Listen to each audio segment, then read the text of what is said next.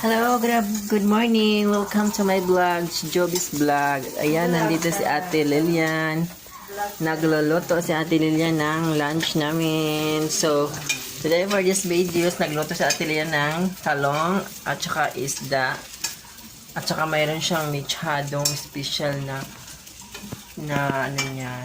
luto. Mechadong baboy kasi dapat yan beef kasi mas masarap ang beef kaysa baboy ang luto. So dahil hindi nga ako kumakain ng baboy, ay ng baka, kaya pork ang ginawa namin para makakain naman ako. Talaga sa iyo. Kung ba talaga pork? Ay, hindi naman pala talaga para sa akin, para naman sa bisita talaga yan. So, ayun, binuking niya ako. So, wala tayong mga gawa dyan. Ayan na ang mechado ni Ate Lilian.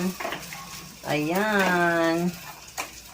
Ayan ang mechado ni Ate Lilian. So, ayan guys. Don't